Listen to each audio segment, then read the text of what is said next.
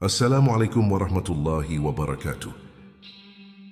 Pernahkah kalian mendengar tentang kelahiran Yajuj dan Majuj, dua bangsa yang disebut dalam Al-Quran dan hadis, yang keberadaannya akan menjadi tanda besar di akhir zaman? Kisah mereka penuh dengan misteri dan kegelapan. Namun asal-usul mereka jarang dibahas secara mendalam.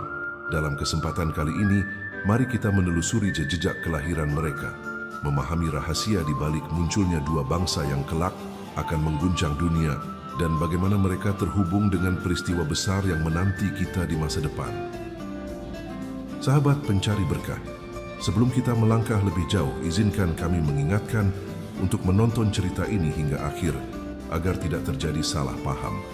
Jika perlu ada yang diluruskan, mohon isi di kolom komentar, karena kesalahan itu datangnya dari diri saya pribadi dan yang benar hanya milik Allah, Sang Pencipta alam semesta. Dengan Bismillahirrahmanirrahim, begini kisahnya.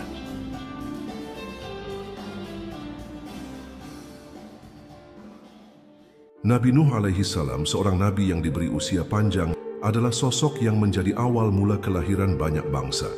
Dalam kehidupannya, beliau dikaruniai 3 putra, Ham, Sam, dan Yafits. Dari keturunan ketiganya, umat manusia berkembang menjadi berbagai bangsa dengan ciri dan karakter yang sangat berbeda.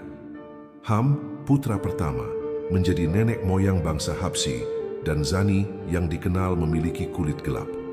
Sam, putra kedua, melahirkan bangsa Arab, Romawi, dan Ajam.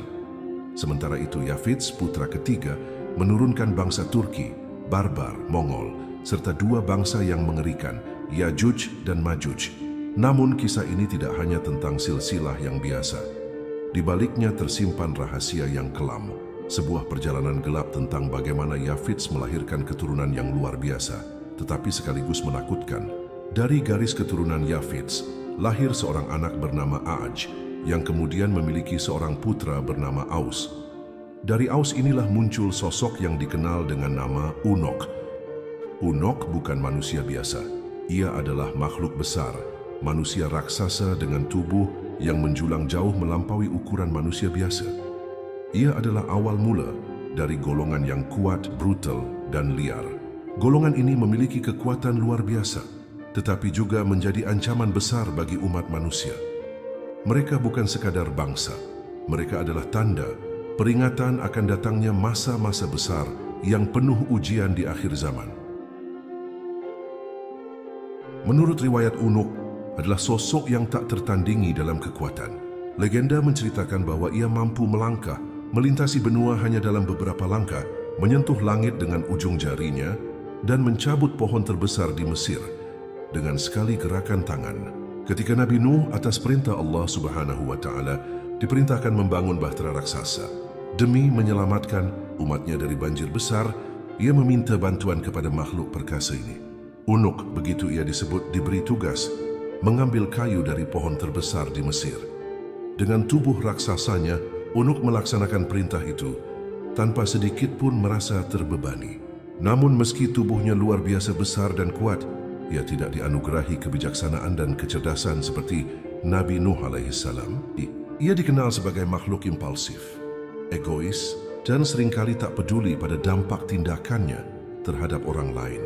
Ketika banjir besar datang dan dunia tenggelam di bawah hamparan air, bahkan bencana itu tak mampu menelan Unok.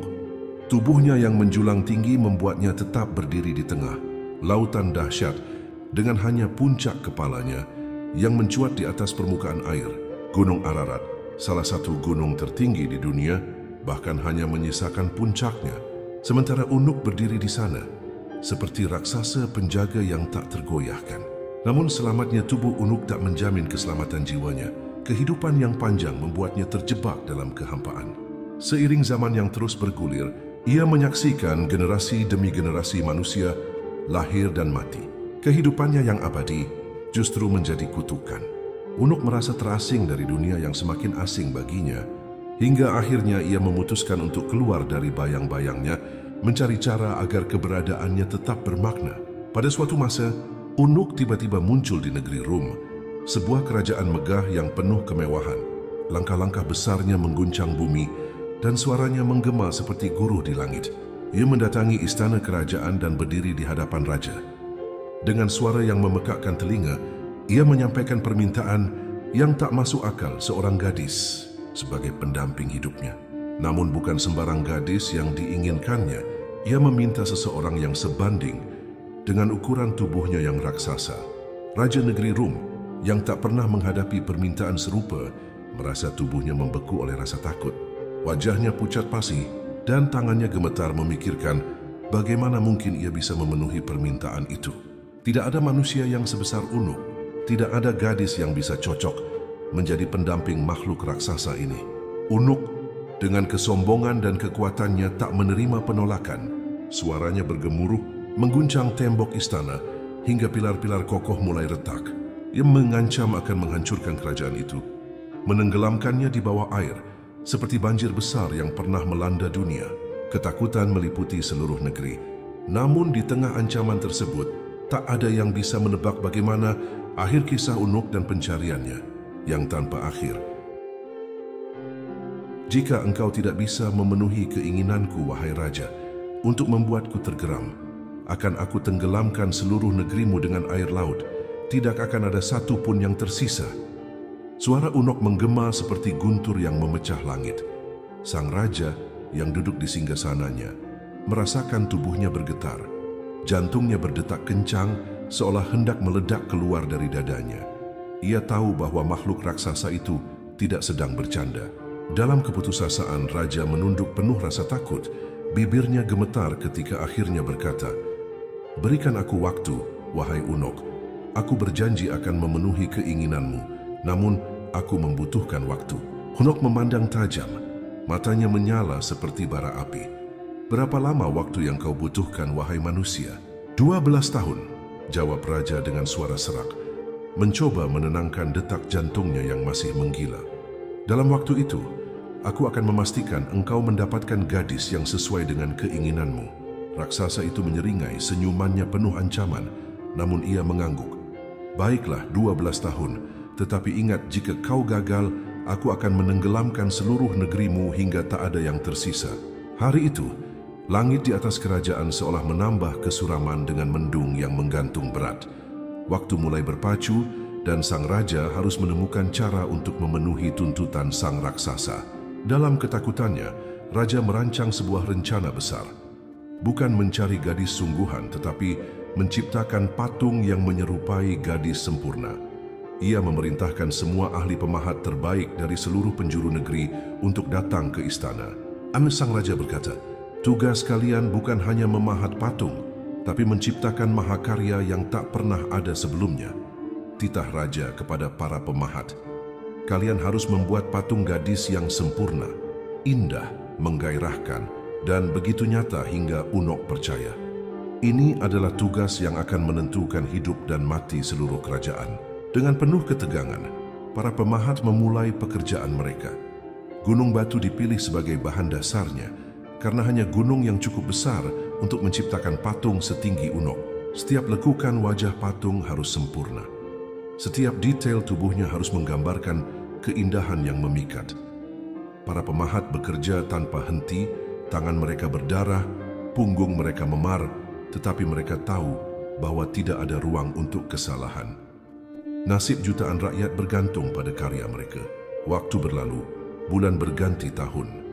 Di atas gunung batu yang dulunya kasar dan tak berbentuk, perlahan muncul siluet seorang gadis. Mata para pemahat tak pernah lelah memahat keindahan yang tak tertandingi. Dalam hati mereka tersimpan doa, semoga patung ini cukup untuk menenangkan amarah raksasa yang mengancam segalanya. Namun dalam keheningan malam, di bawah cahaya bintang yang redup, raja berdiri di depan patung yang belum selesai. Ia bertanya-tanya, apakah tipu dayaku ini cukup untuk mengelabui Unuk? Ataukah ini hanya awal dari kehancuran yang lebih besar? Setelah 12 tahun penuh kerja keras dan pengorbanan, akhirnya sebuah karya monumental yang tak hanya menjulang tinggi, tetapi juga mempesona setiap mata yang memandang. Patung itu menyerupai seorang gadis cantik yang tidur terlentang. Wajahnya memancarkan kelembutan yang misterius, dengan mata tertutup seolah-olah sedang larut dalam mimpi indah. Namun, ada sesuatu yang lebih dari sekadar keindahan di sana. suatu daya tarik yang menggoda, sensual, dan tak terbantahkan.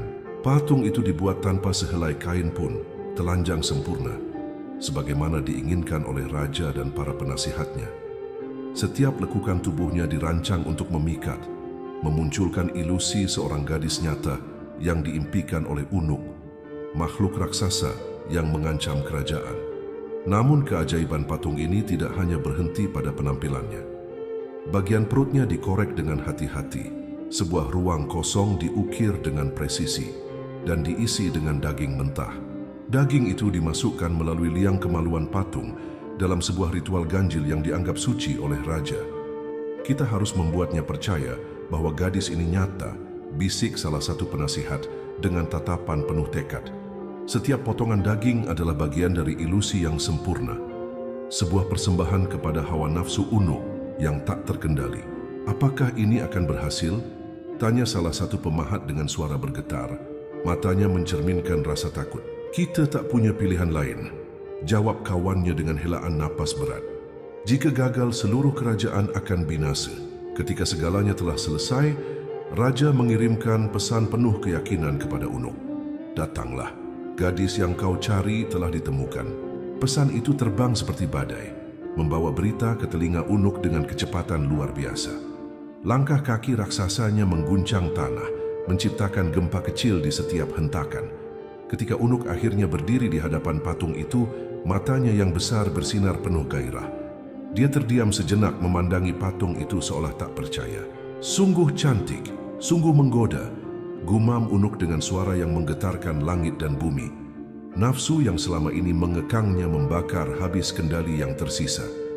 Tubuh raksasanya mendekat dan tanpa ragu, ia menyalurkan seluruh hasratnya pada patung itu. Ia memperlakukannya seolah-olah gadis itu hidup, tak menyadari tipu daya yang telah direncanakan dengan begitu teliti.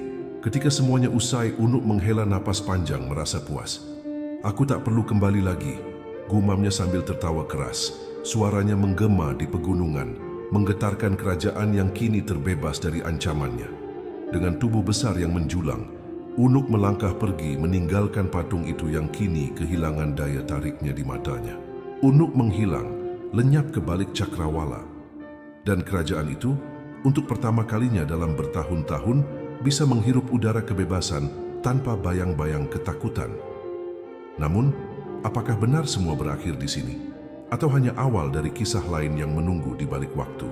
Yang terjadi kemudian adalah sesuatu yang tak pernah terlintas dalam pikiran raja maupun rakyatnya. Air mani Uno yang tanpa sengaja tertumpah ke dalam patung bercampur dengan daging mentah yang disembunyikan di dalamnya. Campuran itu seiring waktu mulai membusuk, mengeluarkan bau menyengat yang menjalar hingga ke desa-desa terdekat, membuat penduduk resah tanpa tahu dari mana asalnya. Namun bau itu hanyalah awal. Dari dalam patung, ulat-ulat sebesar bayi manusia mulai bermunculan, menggeliat liar dan tak terkendali. Pemandangan itu mengejutkan para pengawal istana, hingga seorang penasihat dengan wajah pucat berkata lirih, Ini bukan bagian dari rencana. Di sisi lain, seorang pendeta tua yang berdiri mematung sambil menyaksikan keanehan itu, berbisik dengan suara bergetar. Mungkin ini adalah murka Tuhan atas tipu daya kita. Ulat-ulat itu terus tumbuh, tak henti-hentinya, hingga akhirnya berubah menjadi kepompong-kepompong besar yang tampak berdenyut, seolah ada sesuatu yang hidup di dalamnya. Lalu, ketika kepompong-kepompong itu pecah, lahirlah makhluk-makhluk mengerikan, mirip manusia. Namun dengan tubuh bengkok, wajah menyeramkan, dan sorot mata penuh kebuasan. Mereka adalah Yajuj dan Majuj, makhluk ganas yang lahir dari dosa dan nafsu yang tak terkendali. Begitu mereka muncul, mereka segera menyebar keluar dari patung, seperti banjir yang tak dapat dihentikan. Yang pertama menjadi korban adalah hewan-hewan ternak. Sapi, kambing, dan kuda dimangsa tanpa sisa. Namun kebuasan mereka tak berhenti di situ. Mereka mulai menyerang manusia. Desa-desa di sekitar patung menjadi sasaran pertama. Teriakan ketakutan dan tangisan pilu menggema di udara saat penduduk berusaha melarikan diri. Banyak yang tak berhasil. Makhluk-makhluk itu keluar dari celah patung, bagaikan aliran yang terus mengalir tanpa henti. Raja, yang awalnya yakin bahwa rencananya akan membawa kejayaan bagi kerajaannya, kini hanya bisa berdiri terpaku dalam keputusasaan. "Ini semua salah. Semua ini salahku," ucapnya lirih penuh penyesalan di hadapan para penasihatnya. "Kita telah menciptakan monster yang tak bisa kita kendalikan," gumamnya dengan wajah hampa. "Yang mulia," salah seorang penasihat memberanikan diri, "kita harus bertindak sebelum seluruh negeri ini hancur." Raja segera memerintahkan pasukan terbaiknya untuk memburu dan menghancurkan Yajuj dan Majuj. Namun, setiap usaha berakhir tragis. Pasukan kembali dengan jumlah yang semakin sedikit, atau bahkan tak kembali sama sekali. Makhluk-makhluk itu terlalu kuat, terlalu cepat, dan terlalu buas. Desa-desa yang dulunya ramai kini menjadi puing-puing yang sunyi. Harapan seakan musnah, sementara Yajuj dan Majuj terus melahap segalanya tanpa ampun, membawa kehancuran ke setiap sudut negeri.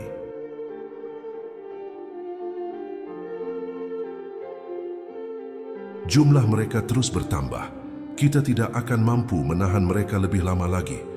Kita harus memanggil bantuan dari luar kerajaan. Teriak seorang panglima yang terengah-engah, tubuhnya penuh luka setelah bertarung sengit dengan makhluk-makhluk buas yang menyerang tanpa henti. Ketakutan tergambar jelas di matanya, mencerminkan ancaman yang kini semakin sulit dikendalikan. Seruan itu akhirnya menggema hingga ke telinga sang raja. Setelah berpikir panjang, ia memutuskan untuk mengirim utusan ke seorang penguasa legendaris, Raja Iskandar Zulkarnain, yang dikenal akan kekuatan dan kebijaksanaannya yang luar biasa. Harapan terakhir mereka kini berada pada bahunya. Sementara itu, Raja Iskandar Zulkarnain baru saja menyelesaikan tugas besar membantu penduduk di timur. Namun kedamaian itu tak bertahan lama. Ia mendengar kabar tentang ancaman yang jauh lebih besar, yang telah lama menjadi mimpi buruk bagi penduduk di sebuah wilayah antara dua gunung menjulang tinggi. Bangsa Yajuj dan Majuj, makhluk yang dikenal karena kekejaman mereka, kembali merajalela. Mendengar kabar tersebut, Raja Zulkarnain segera memerintahkan pasukannya bersiap menuju wilayah yang dimaksud. Di sana, ia disambut oleh para penduduk yang datang berbondong-bondong, wajah mereka diliputi kecemasan. "Wahai Raja yang bijaksana," ujar seorang pemimpin penduduk dengan suara penuh harap, "bangsa Yajuj dan Majuj telah menjadikan hidup kami seperti neraka. Mereka menghancurkan apa yang kami bangun dan merampas kedamaian dari tangan kami. Kami tak tahu lagi harus berbuat apa, hanya Engkau yang mampu menyelamatkan kami." Raja Zulkarnain memandang sekeliling, melihat ketakutan di wajah-wajah penduduk, dan merasakan beban besar yang kini ada di pundaknya. Ia merenung sejenak, lalu berkata dengan suara yang tegas namun penuh keyakinan, "Aku akan menolong kalian. Namun ini bukan tugas yang bisa kulakukan sendirian. Kalian harus bekerja bersamaku. Kita akan membangun sebuah penghalang kokoh di antara dua gunung ini. Penghalang ini akan melindungi kalian dari mereka. Tetapi aku membutuhkan tenaga dan dedikasi kalian untuk menyelesaikannya." Setiap hari penduduk dan pasukan Raja Zulkarnain bekerja bahu-membahu. Mereka mengumpulkan potongan besi, batu dan bahan-bahan lain untuk membangun tembok yang kokoh. Dengan arahan dan kepemimpinan Raja Zulkarnain, kerja keras itu menjadi nyala harapan di tengah gelapnya ancaman. Hari-hari berganti dan tembok mulai menjulang tinggi. Suatu senja ketika matahari mulai tenggelam di balik puncak gunung, seorang pekerja mendekati Raja Zulkarnain. Dengan wajah penuh peluh, ia berkata, "Wahai Raja, aku melihat betapa keras engkau memimpin dan berjuang bersama kami. Apa yang membuatmu begitu yakin bahwa kita bisa melindungi diri dari makhluk kejam itu?" Keyakinan adalah pondasi pertama dari kemenangan. Selama kita bersatu dan tidak berhenti berjuang, bahkan ancaman terbesar pun akan tunduk pada keberanian dan tekad kita, jawab sang raja. Dengan wajah yang memucat karena kelelahan, seorang penduduk berkata dengan nada lemah, "Tuan, pekerjaan ini terasa sangat berat. Apakah kita akan sanggup menyelesaikannya?" Raja Zulkarnain memandang pria itu dengan tatapan penuh keyakinan yang menembus keraguan. "Setiap pekerjaan besar membutuhkan pengorbanan. Ingatlah, ini bukan hanya untuk dirimu, tetapi untuk anak-anakmu, untuk generasi-generasi yang akan datang. Dengan tembok ini kita akan melindungi mereka dari kehancuran." Kata-kata itu menyalakan kembali semangat yang hampir padam di hati prajurit itu. Ia mengangguk, mata yang sebelumnya redup kini menyala dengan keberanian baru. "Kami akan terus bekerja, tuanku. Terima kasih atas bimbinganmu." Namun keharmonisan itu terguncang. Sebelum tembok selesai dibangun, kabar buruk datang seperti angin badai. Pasukan Raja Zulkarnain mendapat berita bahwa Yakjuj dan Makjuj, bangsa yang dikenal kejam dan tak kenal ampun, tengah bergerak mendekat. Kecepatan dan kebrutalan mereka membuat ketakutan merayap ke hati penduduk. Raja Zulkarnain segera mengumpulkan para komandan. Dengan suara tegas ia berkata, "Ini bukan hanya tentang tembok. Kita harus menghadapi mereka di medan perang dan mengulur waktu hingga tembok ini selesai." Ketika pasukan Yakjuj dan Makjuj akhirnya muncul di kaki gunung, pasukan Raja Zulkarnain telah siap. Dengan barisan perisai yang berkilauan diterpa sinar matahari dan pedang-pedang yang terhunus, mereka berdiri kokoh bagai tembok manusia. Pertempuran pecah dengan dahsyat. Yakjuj dan Makjuj menyerbu dengan kekuatan yang bagaikan gelombang tak berujung. Dentingan pedang, pekikan perang, dan debu yang membubung memenuhi udara menciptakan pemandangan yang mengerikan. Di garis depan, Raja Zulkarnain memimpin dengan gagah berani. Zirahnya yang berkilauan dan helm bajanya memantulkan sinar api peperangan.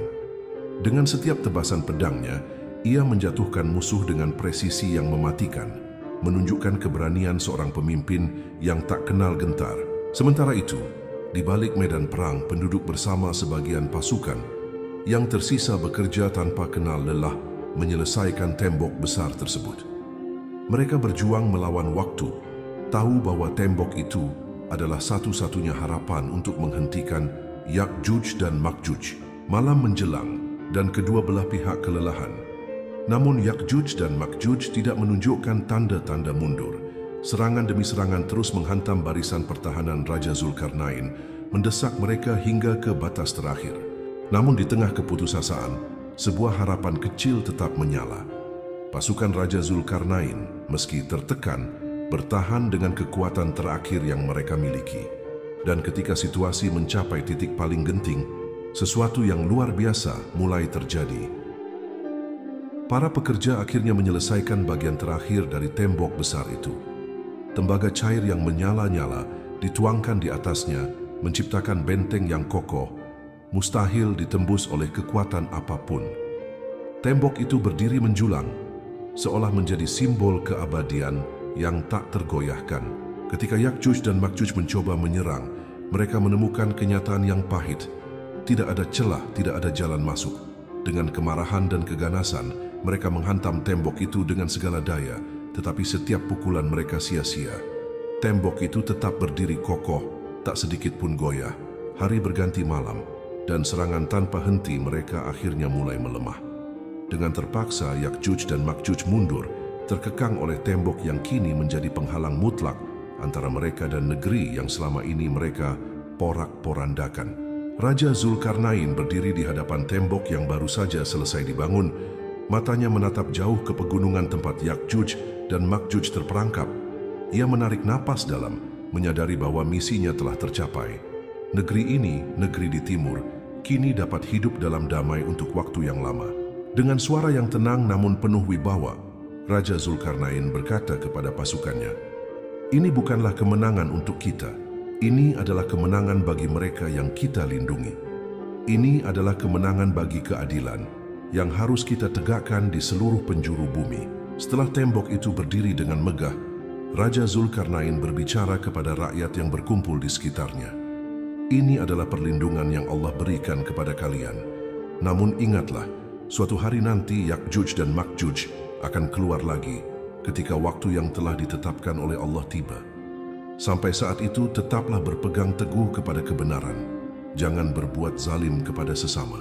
Dengan pesan itu, Raja Zulkarnain meninggalkan mereka, melanjutkan perjalanan panjangnya untuk menyebarkan keadilan dan kebaikan di muka bumi.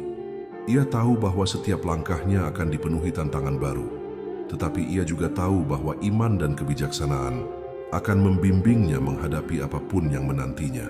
Namun di dalam kegelapan gua, Yakjuj dan Makjuj tidak pernah berhenti. Mereka tidak mengenal kata menyerah. Setiap hari, pemimpin mereka berdiri di depan barisan, dengan tangan terkepal dan mata membara, memimpin pengikutnya yang berjumlah ribuan.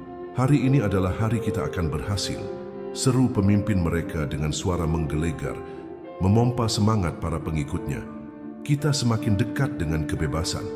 Dengan raungan perang yang membahana, mereka mulai menghantam tembok itu kembali, mencoba melubanginya dengan segala cara. Suara dentuman keras memenuhi gua, menggema seperti ancaman yang terus berdenyut. Mereka tahu tembok itu kokoh, tetapi mereka juga tahu kesabaran adalah kekuatan terbesar mereka.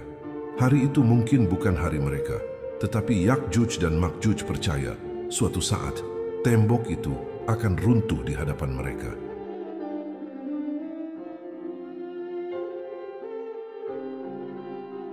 Perjalanan Zulkarnain, Yakjuj dan Makjuj, serta rahasia di balik dua matahari terbit dan dua matahari terbenam, semuanya adalah teka-teki yang menggelitik rasa ingin tahu. Namun banyak yang telah salah menafsirkan tanda-tanda ini, terjerat dalam asumsi yang jauh dari kebenaran. Kini mari kita lepaskan rantai pemikiran yang membatasi dan beranikan diri untuk melihat dunia melalui sudut pandang Al-Quran yang sejati. Tetapi sebagian besar penafsiran yang beredar cenderung bersandar pada teori bumi bulat yang ternyata tidak cocok. Sekarang, bagaimana jika asumsi dasarnya diubah? Bagaimana jika Yakjuj dan Makjuj justru ditemukan di bumi datar? Tapi sebelumnya, kalau ngomongin soal bumi datar versus bumi bulat, admin sih nggak pro ke salah satu pihak. Ada yang bilang, bumi datar, horizon yang melengkung itu cuma ilusi bro. Ada juga yang bilang bumi bulat, jelas satelit tuh muter di orbit. Tapi akhirnya, kita semua tetap nginjek bumi yang sama kan? Jadi mau bulat mau datar, yang penting jangan lupa hati-hati kalau naik motor di jalan berlubang. Jadi sekali lagi, kalau ada yang salah tolong diluruskan ya, tulis di kolom komentar. Mari kita lanjutkan. Banyak sekali pertanyaan. Di manakah Yakjuj dan Makjuj berada? Apakah mereka tersembunyi di sudut bumi ini? Ataukah di dimensi lain yang tak terlihat oleh mata kita? Banyak yang mencoba menjawab, tetapi jawaban itu seringkali melenceng dari wahyu yang telah Allah turunkan. Ada yang menyebut mereka sebagai kaum bermata sipit dari Asia, bahkan mengaitkan mereka dengan bangsa Cina dan Jepang. Namun benarkah itu? Allah berfirman dalam surah Al-Kahfi ayat 94. Mereka berkata, "Hai Zulkarnain, sesungguhnya Yakjuj dan Makjuj itu pembuat kerusakan di muka bumi. Maka dapatkah kami memberikan sesuatu pembayaran kepadamu supaya kamu membuat dinding antara kami dan mereka?" Di hadapan Zulkarnain mereka berkata melalui penerjemah, "Wahai Zulkarnain, sungguh saat ini kami terancam oleh suatu kaum yang bernama Yakjuj dan Makjuj. Keduanya itu selalu melakukan penindasan dan berbuat kerusakan di bumi. Untuk menghindarkan kami dari kekejaman mereka, maka bolehkah kami membayarmu dengan sejumlah harta sebagai imbalan agar engkau membuatkan dinding yang kuat sebagai penghalang antara kami dan mereka? Kami ingin lepas dari penindasan dan kekejaman mereka. Jika mereka adalah pembuat kerusakan, apakah mungkin orang-orang Asia yang telah berkontribusi besar bagi dunia adalah yang dimaksud? Bukankah dunia justru mendapat manfaat dari inovasi dan kerja keras mereka? Klaim seperti ini jelas melawan akal sehat dan tidak sesuai dengan kebenaran Al-Quran. Dalam surah Al-Anbiya ayat 96 Allah memperingatkan, hingga apabila Yakjuj dan Makjuj dibukakan, mereka turun dengan cepat dari seluruh tempat yang tinggi. Ini bukan peringatan biasa. Ini adalah tanda besar kiamat, saat tembok yang melindungi kita dari mereka akan hancur luluh. Ketika itu terjadi, umat manusia akan menghadapi kehancuran yang tak terbayangkan. Menurut tafsir yang kami kutip dari beberapa sumber dan mencocokkannya sebagai berikut. Kebinasaan suatu negeri bisa jadi karena serangan bangsa biadab seperti Yakjuj dan Makjuj, Tartar dan Mongol yang membuat kerusakan di bumi. Lalu Zulkarnain, seorang raja yang kuat, membuat benteng kokoh dari besi dan tembaga guna melindungi bangsa yang lemah dari keganasan Yakjuj dan Makjuj. Hingga apabila benteng yang menghalangi Yakjuj dan Makjuj dibukakan seperti yang terjadi pada serangan Genghis Khan dan Hulagu Khan, keturunan bangsa Tartar dan Mongol, maka terjadilah kehancuran sejak Asia Tengah hingga Baghdad tahun 1258. Dan mereka, Ya'juj dan Ma'juj turun dengan cepat dari seluruh tempat yang tinggi, melakukan kerusakan di bumi dengan membunuh, merampas, dan melakukan segala macam keganasan. Zulkarnain dan perjalanan penuh misteri. Zulkarnain bukanlah tokoh biasa. Ia adalah pemimpin yang diberi kekuatan oleh Allah untuk menjelajahi 3 wilayah misterius: tempat matahari terbenam, tempat matahari terbit, dan sebuah negeri di mana matahari tak pernah terbit maupun terbenam. Dalam surah Al-Kahfi ayat 86, Allah berfirman, hingga ketika dia telah sampai ke tempat terbenam matahari, dia melihat matahari terbenam dalam mata air berlumpur hitam, dan dia mendapati di situ suatu kaum. Wilayah ini, tempat matahari terbenam, mungkin berada di Amerika Selatan, tanah yang menyimpan cerita tentang kaum yang teraniaya dan membutuhkan perlindungan. Kemudian, dalam perjalanannya ke tempat matahari terbit, Allah menggambarkan hingga ketika dia telah sampai ke tempat terbit matahari, dia mendapati matahari itu menyinari segolongan kaum yang kami tidak menjadikan bagi mereka sesuatu yang melindunginya dari sinar matahari itu. Al-Kahfi 90. Wilayah ini mungkin berada di balik Antartika, tempat matahari bersinar tanpa henti atau malam yang sangat singkat. Sebuah tanah hijau yang misterius yang juga ditemukan oleh Admiral Richard Byrd pada tahun 1929 menjadi petunjuk tentang rahasia besar yang tersembunyi di balik es abadi. Rahasia 2 matahari dan negeri tersembunyi. Dalam surah Ar-Rahman ayat 17, Allah berfirman, Dia adalah Tuhan dari 2 tempat terbit dan Tuhan dari 2 tempat terbenam. Ini bukan hanya puisi indah, ini adalah kode ilahi. Ayat ini menunjukkan keberadaan 2 matahari yang menerangi 2 dunia, dunia kita dan negeri Ya'juj dan Ma'juj. Ketika matahari terbenam di dunia kita, matahari lain menyinari negeri mereka. 2 dunia yang terhubung tetapi terpisah oleh dimensi, dinding, dan rahasia yang hanya Allah yang mengetahuinya. Tembok terakhir di antara kita dan kehancuran. Zulkarnain tiba di antara 2 gunung yang disebutkan dalam surah Al-Kahfi ayat 93. Hingga ketika dia sampai di antara 2 buah gunung, dia mendapati di sekitar kedua gunung itu suatu kaum yang mereka hampir tidak memahami pembicaraannya. Di tempat ini, Zulkarnain membangun dinding kokoh dari besi dan tembaga, penghalang terakhir yang memisahkan kita dari Ya'juj dan Ma'juj. Negeri mereka yang berada di balik tembok ini adalah dunia yang jauh lebih besar daripada yang bisa kita bayangkan. Ketika kebenaran kabur oleh asumsi, banyak yang menafsirkan kisah ini dengan asumsi bahwa bumi berbentuk bulat. Tetapi asumsi itu malah membuat ayat-ayat Al-Quran terlihat rumit dan membingungkan. Padahal, jika kita membaca Al-Quran dengan hati yang jernih, tanpa prasangka, kebenaran akan terlihat jelas. Ini mengingatkan kita pada kaum Nabi Musa yang diperintahkan untuk menyembelih sapi. Mereka terus bertanya dan mempersulit diri mereka sendiri, hingga akhirnya kebenaran yang sederhana menjadi sulit dijalankan. Bukankah lebih baik jika kita percaya pada Allah tanpa mempersulit pesannya?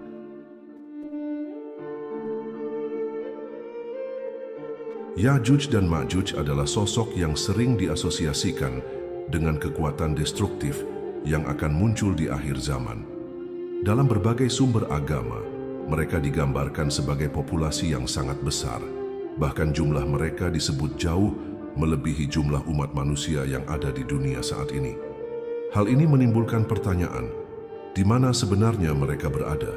Jika Ya'juj dan Ma'juj berada di salah satu benua yang kita kenal, Asia, Afrika, Amerika, Eropa, Australia, atau Antartika, keberadaan mereka akan sulit disembunyikan, mengingat kemajuan teknologi, seperti satelit dan eksplorasi global, telah menjelajahi hampir seluruh wilayah bumi. Namun faktanya, tidak ada laporan atau bukti tentang keberadaan populasi sebesar itu di dunia yang kita kenal saat ini. Beberapa pandangan yang berkembang di kalangan ulama dan peneliti Islam mengarah pada kemungkinan bahwa Ya'juj dan Ma'juj berada di tempat yang belum terjangkau oleh manusia. Sebagian ulama berpendapat bahwa Ya'juj dan Ma'juj berada di lokasi yang tersembunyi secara gaib, yang tidak dapat diakses oleh teknologi atau eksplorasi manusia. Mereka mungkin berada di dimensi atau realitas yang berbeda dari dunia fisik kita. Dari berbagai keterangan, dapat disimpulkan bahwa Ya'juj dan Ma'juj tidak berada di daratan yang kita kenal saat ini. Populasi mereka yang sangat besar dan tidak terdeteksi oleh manusia mengindikasikan bahwa mereka berada di lokasi tersembunyi, baik secara fisik maupun gaib. Allah lah yang mengetahui di mana mereka berada, dan saat dinding yang menahan mereka runtuh, mereka akan muncul sebagai tanda besar kiamat yang tidak terelakkan. Maka, ketika tembok itu runtuh dan Ya'juj serta Ma'juj turun dari tempat yang tinggi, apakah kita telah siap? Ataukah kita masih sibuk memperdebatkan teori-teori yang tidak membawa kita pada kebenaran? Wallahu a'lam bishawab.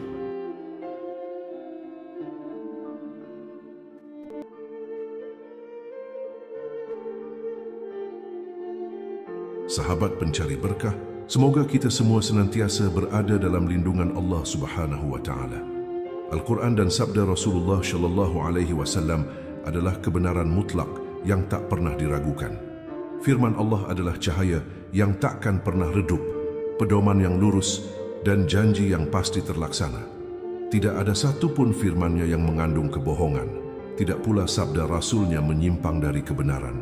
Kini, mari kita kembali menelusuri kisah besar yang mengguncang iman. Sebuah perjalanan menuju hari-hari di balik dinding Ya'juj dan Ma'juj hingga waktu yang telah dijanjikan Allah Subhanahu wa taala. Di balik tembok itu terdengar suara hentakan keras, suara tangan-tangan perkasa memukul besi dan timah. Suara itu seperti jenderang perang yang tak pernah henti, menggetarkan siapa saja yang mendengarnya. Peluh bercucuran dari tubuh-tubuh mereka yang besar dan kuat, menyatu dengan debu dan tanah, menciptakan pemandangan yang mengerikan. Mereka Ya'juj dan Ma'juj adalah makhluk liar yang tidak kenal lelah. Setiap pukulan tangan mereka menciptakan celah kecil di tembok besar itu. Sinar matahari yang menyelinap melalui celah itu menyalakan harapan di mata mereka. Namun, harapan itu sekejap lenyap. Ketika malam tiba, keajaiban terjadi, tembok itu kembali utuh, seolah-olah tidak pernah disentuh. Tidak ada jejak usaha mereka yang gigih. Apa gunanya ini semua? Salah satu dari mereka berteriak, amarahnya meledak. Kita bekerja siang dan malam tetapi selalu sia-sia. Pemimpin mereka berdiri tegap di tengah-tengah mereka. Meskipun di dalam hatinya ada keputusasaan yang sama, ia tetap menyembunyikannya di balik wibawanya. Kita harus terus berusaha, ujarnya dengan suara berat, namun penuh keyakinan. Janji Allah pasti akan tiba. Saat waktunya datang, tidak ada satu pun yang mampu menghentikan kita. Hari demi hari mereka melanjutkan, tak peduli berapa kali mereka harus mulai dari awal. Setiap cahaya yang mereka lihat seolah menggoda, memanggil mereka keluar dari kegelapan. Namun mereka harus menunggu hingga saat yang telah ditetapkan. Dan akhirnya hari itu tiba. Setelah Dajjal dikalahkan oleh Nabi Isa alaihi salam, umat Islam merayakan kemenangan besar. Namun kebahagiaan itu hanya sesaat. Langit mendadak berubah kelam. Badai debu bergulung-gulung di cakrawala, membawa gemuruh yang menggetarkan bumi. Dari balik cakrawala terdengar langkah kaki ribuan bahkan jutaan yang menghentak bagaikan petir yang menyambar tanpa henti. Mereka, Ya'juj dan Ma'juj, akhirnya berhasil keluar. Tembok besar yang selama ini memisahkan mereka dari dunia luar telah runtuh. Tidak ada lagi penghalang. Mereka keluar seperti banjir bandang yang menghancurkan apapun di jalannya. Jumlah mereka begitu banyak hingga memenuhi cakrawala, bagaikan gelombang pasukan yang tak terhentikan. Bumi bergetar di bawah berat mereka, manusia tersungkur dalam ketakutan. Dari ujung cakrawala mereka datang membawa kehancuran yang telah dijanjikan. Desahan mereka menggema seperti ratapan neraka, menumpuk satu sama lain dengan wajah yang penuh kebencian, mata yang menyala karena dahaga akan kehancuran. Ya'juj dan Ma'juj, makhluk-makhluk yang tak mengenal belas kasih, menyerbu dengan keganasan yang tak tertandingi, mengalir bagaikan banjir bandang yang meluluh lantakkan apa saja di jalannya. Desa-desa hancur, kota-kota menjadi puing-puing, dan padang rumput yang dulunya hijau kini menjadi ladang kematian. Mereka membunuh tanpa pandang bulu, manusia, binatang, bahkan tanaman.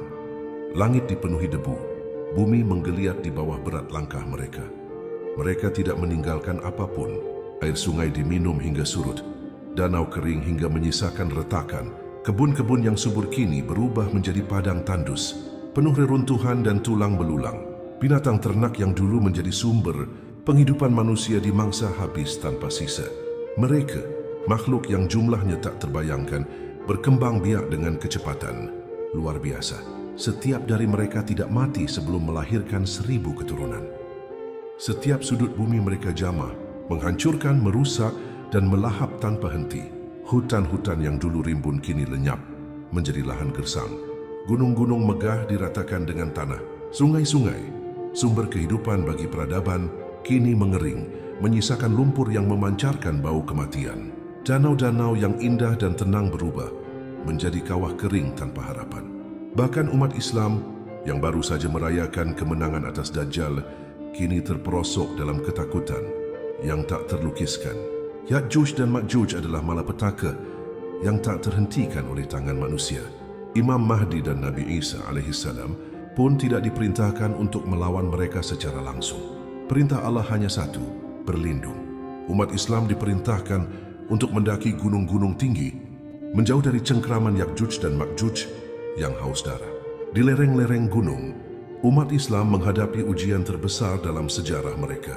Udara dingin menusuk tulang, namun lebih dingin lagi ketakutan yang menghantui hati mereka. Dari atas gunung, mereka menyaksikan pemandangan yang membuat darah membeku.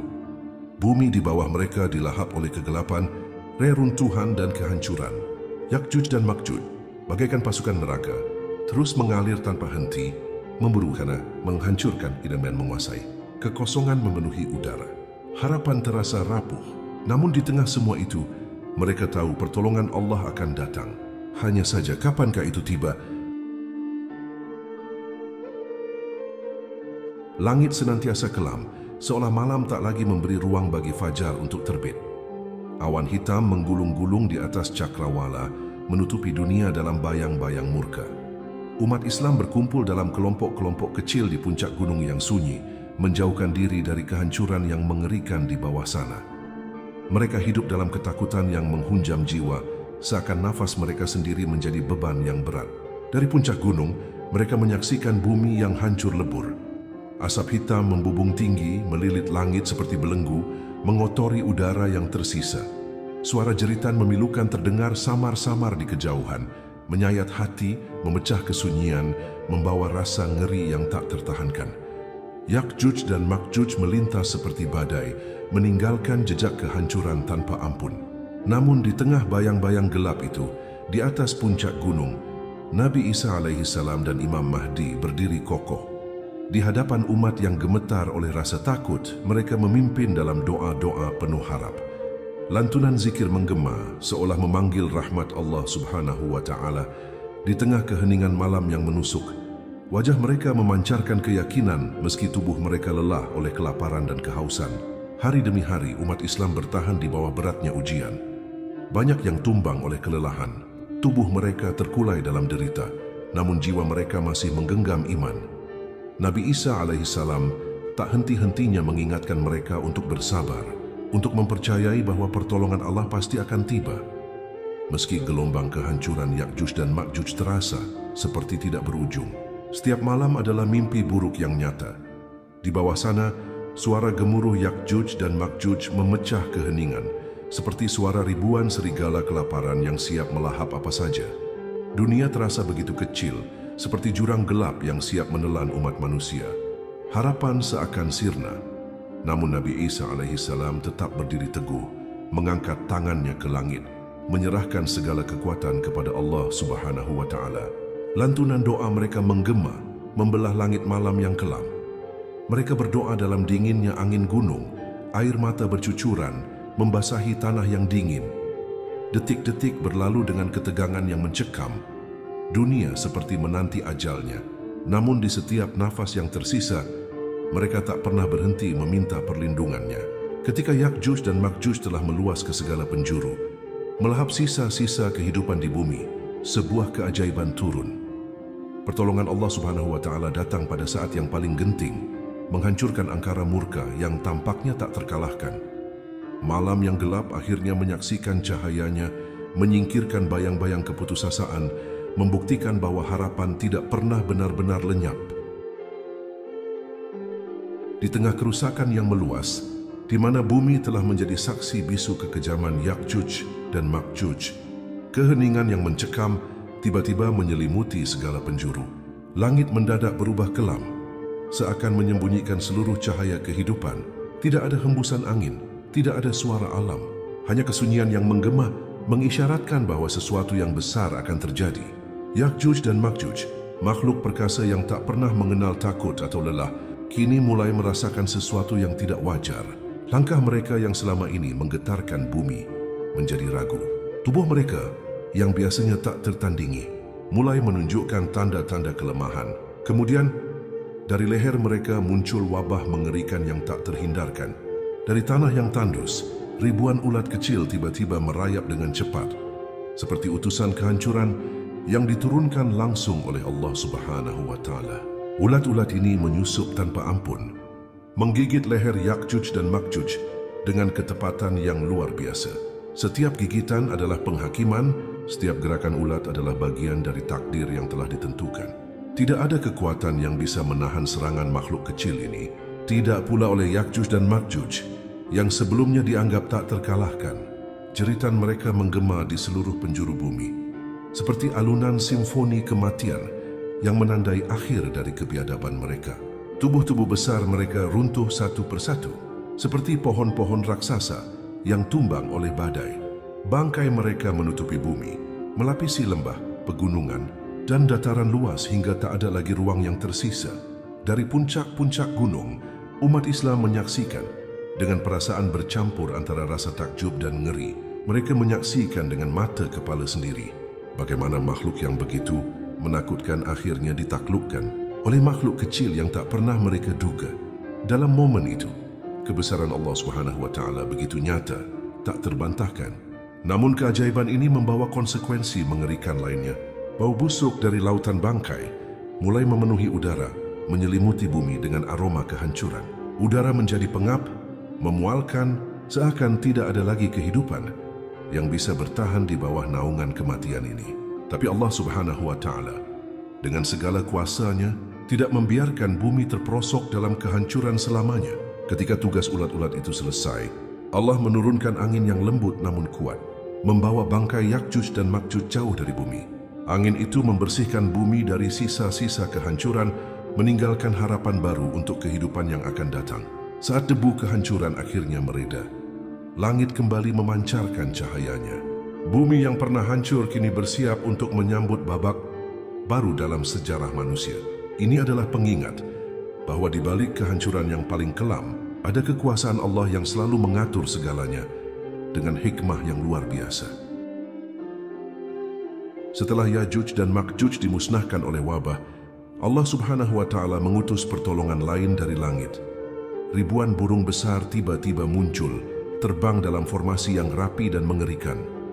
Burung-burung itu sebesar unta, dengan sayap yang membentang lebar dan kekuatan yang luar biasa. Burung-burung ini bukanlah burung biasa.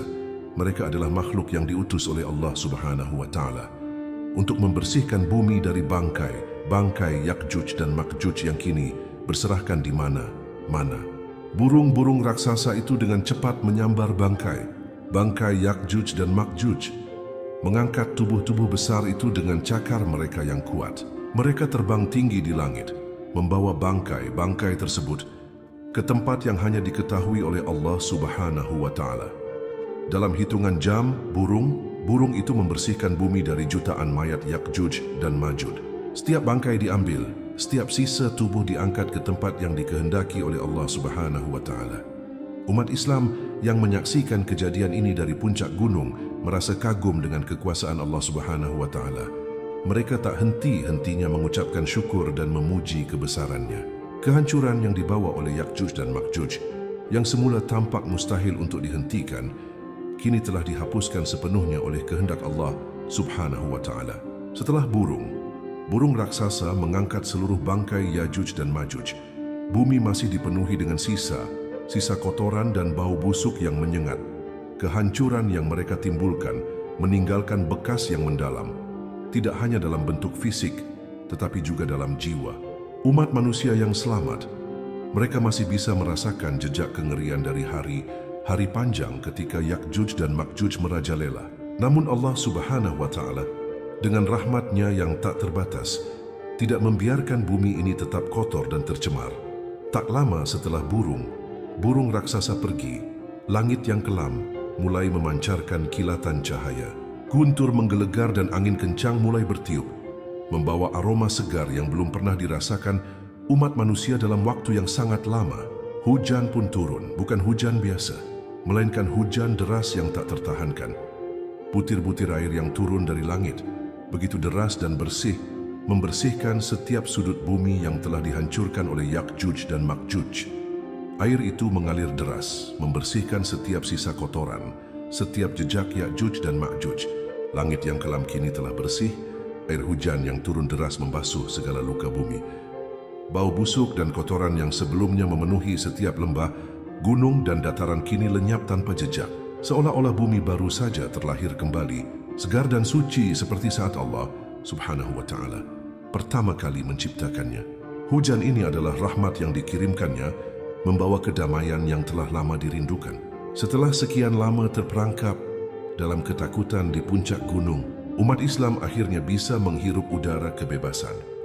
Mereka melangkah turun dengan hati penuh syukur, menyaksikan pemandangan yang tak pernah mereka bayangkan sebelumnya. Bumi yang bersih, tanpa sisa kehancuran Yakjuj dan Makjuj. Mereka tahu bahwa ini bukan hanya hujan biasa, melainkan pertanda kasih sayang dan kuasa Allah yang menghapus jejak makhluk perusak itu dari muka bumi. Kini, di bawah kepemimpinan Nabi Isa alaihi salam dan Imam Mahdi, umat Islam memulai lembaran baru. Desa-desa yang hancur mereka bangun kembali, tanah yang gersang mereka tanami lagi, dan rumah-rumah yang roboh didirikan ulang. Namun lebih dari itu, mereka membangun kehidupan baru yang dipenuhi pelajaran dari masa lalu. Kehancuran Yakjuj dan Makjuj mengingatkan mereka betapa kecilnya manusia tanpa perlindungan Allah. Mereka tak melawan Yakjuj dan Makjuj dengan kekuatan fisik, tetapi dengan keimanan dan keteguhan hati. Dalam kehancuran itu, umat manusia yang selamat mengerti bahwa rahmat Allah selalu ada. Meskipun dalam ujian yang paling berat, bumi kini damai. Setiap langkah umat Islam diiringi dengan zikir dan doa. Mereka mengingat betapa dalam setiap kehancuran, Allah selalu menyisipkan harapan. Dalam setiap ujian, ada rahmat-Nya yang menyertai. Sahabat pencari berkah, kisah Yakjuj dan Makjuj ini adalah pengingat bagi kita semua bahwa tanda-tanda akhir zaman semakin dekat. Dan ini pasti terjadi. Semoga kita mampu mengambil hikmah dari cerita ini dan memperkuat iman kita kepada Allah Subhanahu wa Ta'ala. Wallahu a'lam bishawab. Assalamualaikum warahmatullahi wabarakatuh.